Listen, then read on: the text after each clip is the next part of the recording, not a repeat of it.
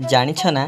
गोटे मनीष को सबुठारु अधिक कष्ट केतेबेले होइथाय जेबे आमे आम फीलिंग को तांकु बारंबार जणाई थांती आ शेष रे कांदी थांती आम आखिरे लुह झरी थाए आउ से मनीष आम लुह पोछिबा तो दूरर कथा आमको उल्टा गाड़ी करथाए सबु प्रॉब्लम को नहीं केवल आमको ही ब्लाम रेप करथाए आउ लुह पोछिबा बदल से आमको आहुरी कंदेई थाए तो सतरे बहुत कष्ट होई थाए। अन्य को बुझे बुझे आमे निजे बुझी पारंती कि का ठारू जदि किछि आशा करिबा तो से आमको उल्टा बोका भाबी थांती। हाँ मु इमोशनल हो जाए दरकार ठारू अधिक सब किछि फील करि थाए जदि बुझी पारु न तो हृदय को कष्ट भी दियनी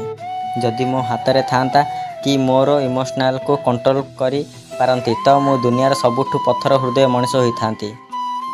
कहीं ना एठी केही भी इमोशनल को बुझी पारंती नहीं।